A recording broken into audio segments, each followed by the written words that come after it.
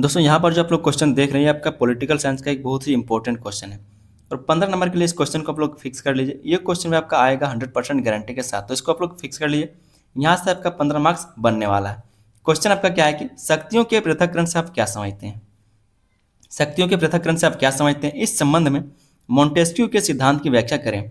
अगर आपसे ये क्वेश्चन पूछा जाता है कि मोंटेस्क्यू के सिद्धांत की व्याख्या करें, तब भी आप सेम आंसर लिखेंगे। या फिर शक्तियों के पृथक्करण से आप क्या समझते हैं, इसकी विशेषताओं के बारे में बताइए, तब भी आप सेम आंसर लिखेंगे। आपको कंफ्यूज नहीं होना है, ठीक है। हालांकि आपको फिर से बता दें कि क्वेश्चन आपको सेम टू सेम नहीं पूछेगा, क्योंकि ऐसा नहीं होता है कि हम जो आपको बता दे रहे हैं वही क्वेश्चन सेम पूछ जाए, लेकिन क्वेश्चन इसी तरह से देगा, शक्तियों के पृथक्करण के बारे में पूछेगा या फिर मोंटेस्क्यू के सिद्धांत के बारे में पूछेगा। तो आपको थोड़ा सा दिमाग लगा के समझना है, ठीक है। शक्तियों का पृथक्करण का मतलब क्या होता है, जैसे मान लीजिए कोई भी देश या फिर जैसे हम लोग घर चलाते हैं उसी तरह से हम लोग देश कोई ना कोई सरकार चलाती है। तो देश को चलाने के लिए सबसे ज़्यादा जरूरी चीज़ क्या है, एक चाहिए विधायिका या फिर इसको बोलते हैं व्यवस्थापिका, जो कानून बनाने का काम करती है। क्योंकि देश को चलाने के लिए कानून व्यवस्था होना चाहिए, नियम होने चाहिए। तो कानून नियम बनाने वाला। दूसरा होता है जो उसको लागू करता है, जिसको बोलते हैं हम लोग कार्यपालिका, जो उस कानून व्यवस्था को उस नियम को लागू करता है। और तीसरा होता है न्यायपालिका, जो लोगों के अधिकारों की रक्षा करता है, उस कानून या फिर नियम की रक्षा करता है, उसके बारे में सही गलत के बारे में बताता है। वो जो कानून बनाया गया वो लोगों के हित के लिए सही है या फिर गलत है, उसकी वो समीक्षा करता है। तो देश को चलाने के लिए 3 निकायों का जरूरत है, एक कानून बनाने वाला, दूसरा उसको लागू करने वाला और तीसरा उन कानूनों का समीक्षा करने वाला, ठीक है। उसी को शक्तियों का पृथक्करण कहा जाता है, जिसको हम लोग डिटेल में समझने वाले हैं। साथ में इसके संबंध में जो शक्तियों का पृथक्करण है, इसके संबंध में मोंटेस्क्यू का क्या सिद्धांत है, मोंटेस्क्यू के द्वारा क्या कहा गया, उसके बारे में हम लोग डिटेल में समझेंगे, तभी तो आपको 15 नंबर मिलेगा। ऐसा थोड़ी ना जो मन सो आप लिख दीजिए और आपको 15 नंबर मिल जाएगा। जो हम आपको बता रहे हैं उसको समझ के जाइए। वीडियो को अंत तक देखिए और चैनल पर नए तो आप लोग चैनल को सब्सक्राइब कर लीजिए। साथ में वीडियो को लाइक कीजिए और अपने दोस्त में इसको शेयर करना ना भूलें, जरूर जरूर शेयर कर दें। आप लोग के लिए जो प्लेलिस्ट बनाया है उसका लिंक डिस्क्रिप्शन में, वहाँ से आप लोग तैयारी कर सकते हैं। हम लोग समझते हैं शक्तियों के पृथक्करण के मतलब को। यहाँ पर कहा जा रहा है दोस्तों कि किसी भी लोकतांत्रिक देश में सरकार के पास अनेक प्रकार की शक्तियाँ होती हैं। कोई भी जो लोकतांत्रिक देश है वहाँ पर सरकार के पास बहुत तरह की शक्तियाँ होती हैं। यदि सारी शक्तियाँ केवल एक ही व्यक्ति या फिर संस्था के हाथ में दे दी जाए तो वह अपनी शक्ति का दुरुपयोग कर सकती है। अगर सारा शक्ति किसी एक, मान लीजिए अगर आपके पास एक गांव का शक्ति आपको दे दिया गया, ठीक है।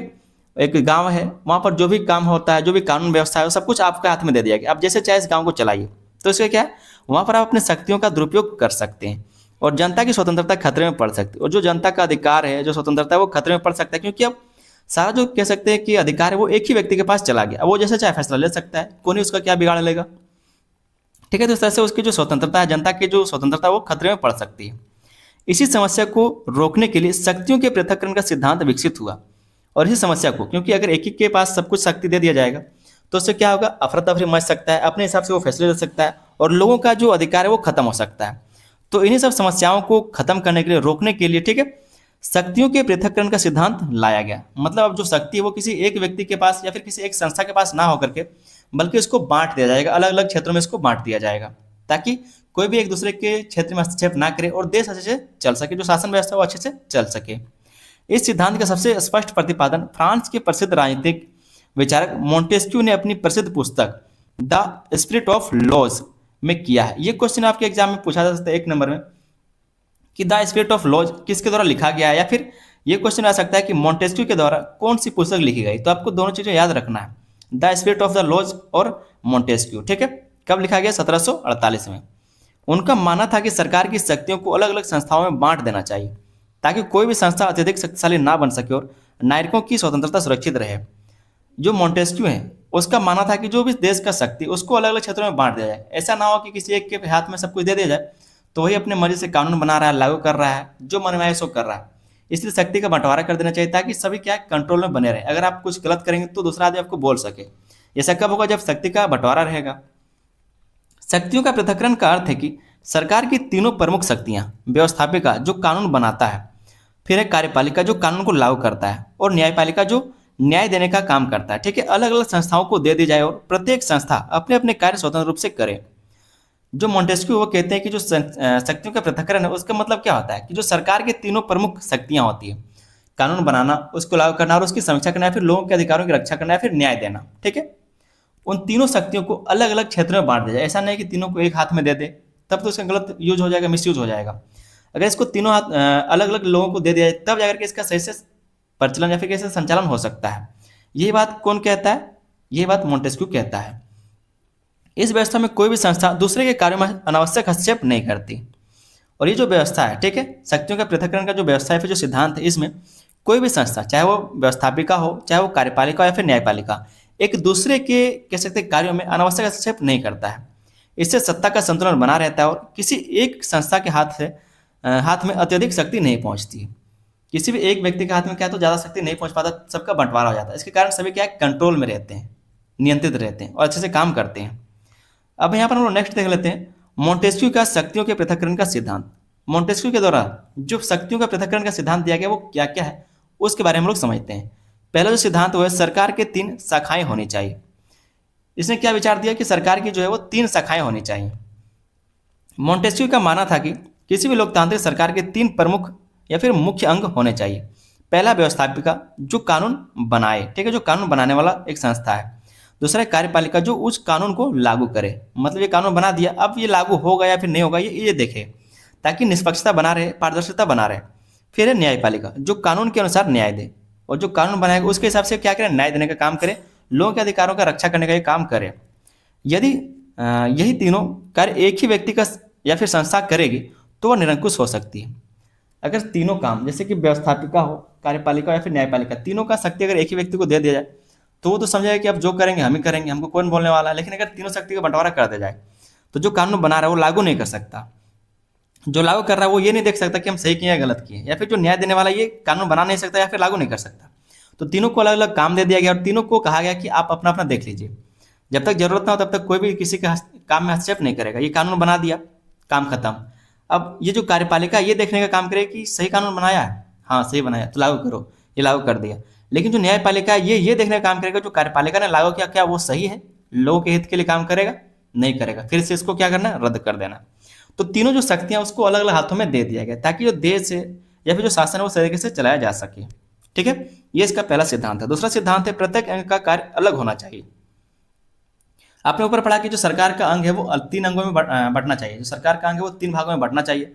उसके बाद प्रत्येक अंग जो है उसका कार्य अलग अलग होना चाहिए। मोंटेस्क्यू का कहना था कि तीनों अंगों का कार्य स्पष्ट रूप से अलग अलग होना चाहिए। व्यवस्थापिका केवल कानून बनाए, कार्यपालिका केवल कानून लागू करे और न्यायपालिका केवल न्याय देने का कार्य करे। यदि कार्यपालिका स्वयं कानून बनाने लगे, जो कार्यपालिका कौन है, जो उस कानून को लागू करता है, अगर एक स्वयं कानून बनाने लगे, या फिर जो न्यायपालिका वो सरकार चलाने लगे, सरकार चलाने का काम किसका, व्यवस्थापिका का, तो शासन व्यवस्था में गड़बड़ी उत्पन्न हो जाएगी। इसलिए प्रत्येक संस्था को केवल अपना कार्य करना चाहिए। जो कार्यपालिका है वो क्या करेगा, कानून को लागू करना है। व्यवस्थापिका क्या करेगा, जो विधायिका वो कानून को बनाएगा, और जो न्यायपालिका वो न्याय देने का काम करे। मतलब तीनों निकाय जो अलग अलग काम करे, किसी के दूसरे के हस्तक्षेप ना करे। ठीक है, ये इसका दूसरा सिद्धांत या फिर विचार है। तीसरा जो सिद्धांत है वो है प्रत्येक अंग स्वतंत्र होना चाहिए। प्रत्येक अंग जो है वो स्वतंत्र होना चाहिए, किसी के ऊपर किसी का दबाव नहीं होना चाहिए। मोंटेस्क्यू का मानना था कि केवल कार्यों का विभाजन पर्याप्त नहीं है, बल्कि प्रत्येक संस्था को स्वतंत्र भी होना चाहिए। यदि कार्यपालिका न्यायपालिका को अपने नियंत्रण में रखेगी तो न्याय निष्पक्ष नहीं होगा। अगर कार्यपालिका क्या है, जो सरकार है, वो न्यायालय को अपने कंट्रोल में रख लिया तो सरकार जैसा कहेगा फैसला वैसा आ जाएगा, तो फिर तो कोई फायदा हुआ नहीं। तो सबको क्या है, तो अलग अलग रखना चाहिए। इसी प्रकार यदि व्यवस्थापिका पर कार्यपालिका का पूरा नियंत्रण हो, जो व्यवस्थापिका है उसका कार्यपालिका पर पूरा नियंत्रण हो, तो कानून जनता के हित में नहीं बन पाएंगे। इसलिए तीनों संस्थाओं की स्वतंत्रता आवश्यक है। सीधा सीधा अगर हम लोग समझाने की कोशिश करें तो प्रत्येक अंग का स्वतंत्र होना जरूरी है। जो विधायिका है या फिर जो व्यवस्थापिका है वो सिर्फ क्या करे, कानून बनाए और वो दूसरे के काम में हस्तक्षेप ना करे। एक चीज समझ में आया। दूसरा है कार्यपालिका, वो क्या करे, जो बना हुआ कानून है उसको लागू करे, वो खुद से बनाने या फिर उसका न्याय करने का कोई कोशिश ना करे। जो न्यायपालिका है वो सिर्फ न्याय करे, कानून बनाने, देश चलाने का काम ना करे। ठीक है, इसके साथ साथ अगर किसी के ऊपर कह सकते हैं किसी चीज के ऊपर, जैसे मान लीजिए कार्यपालिका को न्याय करने का अधिकार दे जाए, न्यायपालिका को कानून बनाने का अधिकार दे जाए, तब भी देश नहीं चल सकता। इसीलिए कहा जा रहा है प्रत्येक अंग का स्वतंत्र होना जरूरी है। सभी क्या है, तो स्वतंत्र है, किसी के ऊपर किसी का दबाव नहीं होना चाहिए।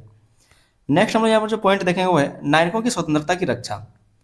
नागरिकों की स्वतंत्रता की रक्षा का विचार देता है या फिर सिद्धांत देता है। मोंटेस्क्यू के अनुसार शक्तियों के पृथक्करण का सबसे बड़ा उद्देश्य नागरिकों की स्वतंत्रता की रक्षा करना है। इससे क्या होता है, लोगों के अधिकारों की रक्षा होती है। यदि सारी शक्तियां एक ही व्यक्ति के पास होंगी तो वह अपनी इच्छा के अनुसार कानून बनाएगा, उन्हें लागू करेगा और स्वयं भी न्याय देगा, और स्वयं क्या करेगा, न्याय भी दे देगा। ऐसी स्थिति में जनता के अधिकार सुरक्षित नहीं रहेंगे। लेकिन जब तीनों शक्तियां अलग अलग संस्थाओं के पास होंगी तो कोई भी संस्था मनमानी नहीं कर सकेगी। ठीक है, तो जनता की जो अधिकार है उसकी रक्षा करना भी इसका एक उद्देश्य रहा है, इसका एक सिद्धांत दिया गया है। क्योंकि मान लीजिए अगर जबरदस्ती कोई कानून पास भी कर दिया गया, तो कानून लागू करना नहीं लागू करना ये कार्यपालिका देखता है। अगर जबरदस्ती पास भी कर दिया, अगर लागू भी हो गया, तो न्यायपालिका है, न्यायपालिका देखने का काम करेगा सही है या फिर गलत है। अगर अभी भी गलत है तो उसको रद्द कर दिया जाएगा। ठीक है, तो इससे क्या होगा, जो लोगों का अधिकार है वो रक्षा होगा उसका। पांचों पॉइंट हम देखते हुए शक्ति के दुरुपयोग को रोकना। शक्ति के पृथक्करण से क्या होता है, जो शक्ति है उसके दुरुपयोग को रोका जा सकता है। मोंटेस्क्यू का विश्वास था कि शक्ति मनुष्य को दुरुपयोग की ओर ले जाती है। जैसे कि पैसा का गर्मी होता है, पैसा का जब आपके पास आ जाएगा तो खुद ही खुद बोली बदल जाता है। उसी तरह से अगर आपके पास सत्ता आ जाए, शक्ति आ जाए, तो फिर से क्या होगा, मनुष्य का जो कह सकते हैं प्रवृत्ति वो बदल जाता है, जो करेक्टर होता है वो बदल जाता है। तो मोंटेस्क्यू का विश्वास था कि शक्ति मनुष्य को दुरुपयोग की ओर ले जाती है। जैसे कि रावण शक्ति था, मर गया, इसलिए यदि किसी व्यक्ति या फिर संस्था को असीमित शक्ति दे दी जाए तो वह उसका गलत उपयोग कर सकती है। शक्तियों का पृथक्करण इस दुरुपयोग को रोकने का सबसे अच्छा उपाय है। इसलिए शक्तियों का बंटवारा है क्या है, तो इस दुरुपयोग को रोकने का सबसे अच्छा उपाय माना गया। तो शक्ति का दुरुपयोग को रोकना भी इसका क्या है, एक उद्देश्य है, इसका एक सिद्धांत दिया गया। जैसे मान लीजिए कोई ताकतवर इंसान है और उससे कोई लड़ाई हो जाता है, तो वो चाहेगा सबको मार ही दें हम, किसी को माफ करना या फिर किसी से बातचीत करके समस्या का हल करना वो नहीं सोचेगा। क्यों? क्योंकि उसके पास ताकत है तो उठा के पटक देगा वो। तो इसीलिए ये सारी चीज़ें ना हो सके, इसलिए शक्ति का बंटवारा कर दिया गया है। अगर उस आदमी का हाथ किसी और के कंट्रोल में रहे, पैर किसी और के कंट्रोल में रहे, दिमाग किसी और के कंट्रोल में रहे, तो फिर लड़ाई नहीं होगा। उसी तरह से देश में भी होता है, जो शक्ति है उसको 3 भागों में बांट दिया गया है। छठा जो पॉइंट हम देखेंगे वो है नियंत्रण और संतुलन की व्यवस्था। मोंटेस्क्यू ने यह भी माना कि तीनों अंग पूरी तरह अलग होकर काम नहीं कर सकते, इसलिए प्रत्येक अंग एक दूसरे के कुछ सीमा तक नियंत्रण में रखे, ताकि कोई भी संस्था अपनी सीमा के बाहर ना जाए।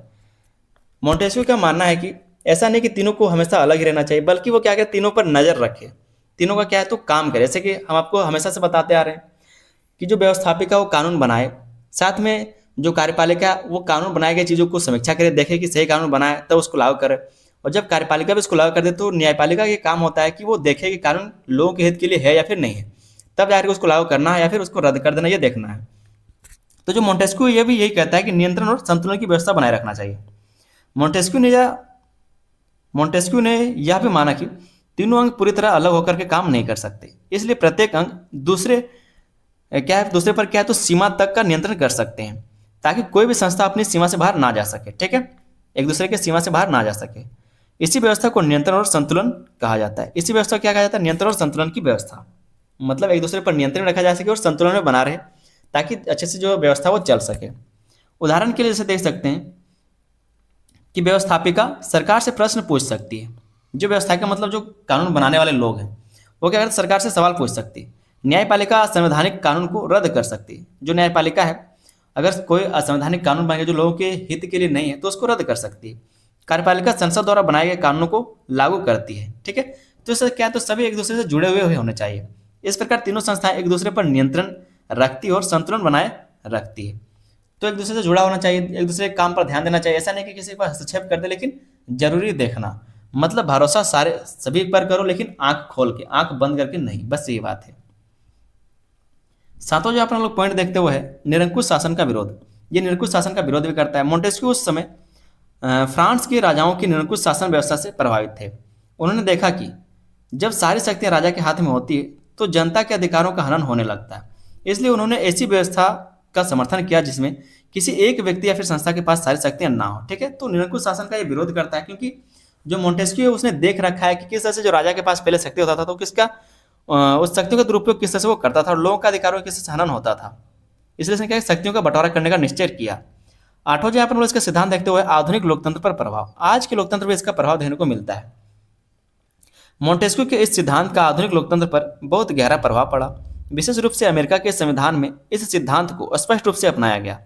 जो अमेरिका का संविधान है उस संविधान में इस सिद्धांत को, जो मोंटेस्क्यू का सिद्धांत है, उसको स्पष्ट रूप से अपनाया गया है। भारत में अभी तीनों अंग अलग अलग हैं, लेकिन यहाँ पूर्ण पृथक्करण नहीं है। भारत में शक्तियों का विभाजन तथा नियंत्रण और संतुलन की व्यवस्था अपनाई गई है। भारत में क्या है तो शक्तियों का विभाजन तथा नियंत्रण और संतुलन की व्यवस्था अपनाई गई, मतलब अलग है लेकिन वो क्या है तो साथ में लेकर के काम करता है। तो इस तरह से हमारे देश में क्या व्यवस्था है। आगे दोस्तों हम लोग यहाँ पर मोंटेस्क्यू के सिद्धांत के कुछ गुण देख लेते हैं या फिर इसके महत्व देख लेते हैं, बाद में इसकी कुछ आलोचना भी देखेंगे। जो पहला गुण है वो है नागरिकों की स्वतंत्रता की रक्षा करता है। दूसरा जो उसका गुण है वो है शक्तियों के दुरुपयोग को रोकता है। ऐसी सारी चीजें जो हम आपको ऊपर बताएं उसी को महत्व बना करके आपको लिखना है। एग्जाम में कुछ लिखने का ट्रिक भी होता है, ठीक है। तीसरा जो यहाँ पर हम लोग महत्व देखते हुए है, न्यायपालिका की स्वतंत्रता सुनिश्चित करता है। न्यायपालिका क्या एक स्वतंत्र निकाय है, वो कानून बनाए हुए चीजों पर समीक्षा कर सकता है और अगर वो गलत है तो उसको रद्द भी कर सकता है, ठीक है। चौथा यहाँ पर हम महत्व देखते हुए है, लोकतंत्र को मजबूत बनाता है। लोकतंत्र क्या करता है, मजबूत बनाता है। सत्ता का संतुलन बना रहता है और सरकार उत्तरदायी रहती है। पांचों जहाँ पर इसका महत्व देखते हुए निरंकुश शासन को रोकता है ये, ठीक है। ये क्या करता है, निरंकुश शासन को रोकता है, जो शक्तियों का पृथक्करण है।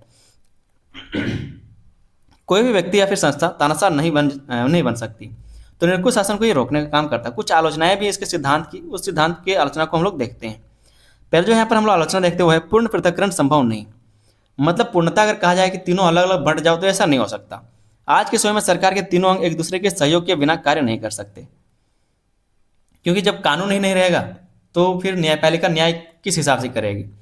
तो मतलब एक दूसरे से अलग है, तीनों अलग अलग निकाय, एक दूसरे पर कोई दबाव नहीं बना सकता, लेकिन तीनों क्या है तो एक दूसरे से मेल भी करता है, एक दूसरे का पूरक भी है, ठीक है। ये आपको याद रखना है। दूसरा जिसका आलोचना है वो है शासन कार्य धीमा हो सकता है। जो शासन का काम है वो धीमा हो सकता है अगर इसके सिद्धांत पर चला जाए, या तीनों संस्थाएं एक दूसरे से पूरी तरह अलग रहें तो निर्णय लेने में अधिक समय लग सकता है। ये भी एक पॉइंट हो सकता है, इसका एक आलोचना है। तीसरा जो इसकी आलोचना है वो है व्यवहार में पूर्ण रूप से लागू नहीं हो सकता। दुनिया के अधिकांश देशों में शक्तियों का पूर्ण पृथक्करण नहीं, बल्कि शक्तियों के विभाजन और नियंत्रण संतुलन की व्यवस्था अपनाई गई है। जैसे हमारे देश में पृथक्करण तो है, लेकिन उसके साथ साथ नियंत्रण संतुलन की व्यवस्था अपनाई गई है। चौथा पॉइंट हम देखते हुए है टकराव की संभावना हो सकती है। यदि तीनों अंग अपने अधिकारों को लेकर के विवाद करने लगे तो शासन व्यवस्था प्रभावित हो सकती है। अगर अपने अधिकार के लिए बहस करने लगे, विवाद करने लगे, तो शासन व्यवस्था क्या हो सकता है, प्रभावित हो सकता है। तो टकराव की संभावना देखने को मिलता है, क्योंकि अगर तीनों को बांट दिया जाए अलग अलग करके तो बोलेगा हम ज़्यादा शक्तिशाली, हम ज़्यादा शक्तिशाली, लड़ जाएगा। इससे अच्छा क्या है, तीनों को एक दूसरे पर निर्भर बनाया गया है और तीनों को एक दूसरे से क्या है तो सेपरेट भी बनाया गया, अलग भी बनाया गया, ठीक है। तो ये है इसका काम। आगे दोस्तों एक छोटा सा निष्कर्ष लिख लीजिएगा कि शक्तियों का पृथक्करण आधुनिक लोकतंत्र का एक महत्वपूर्ण सिद्धांत है। इसका उद्देश्य सरकार की शक्तियों को अलग अलग संस्थाओं में बांटना, शक्ति के दुरुपयोग को रोकना, ठीक है। एक और इंपॉर्टेंट आपको बता दें कि यहाँ पर जो आपने पॉइंट देखा, जो भी आपने यहाँ पर पॉइंट सारे देख लिए, ठीक है, इसको आप चाहे तो बढ़ा करके 5-6 लाइन भी करके लिख सकते हैं। हम अगर एक लाइन लिख करके आपको समझाएं तो ऐसा जरूरी नहीं, हम सिर्फ यहाँ पर पॉइंट दिखाए थे। आगे हम निष्कर्ष पर चलते हैं। फिर से कहा जा रहा है कि दुरुपयोग को ये रोकना तथा नागरिकों की स्वतंत्रता की रक्षा करना है।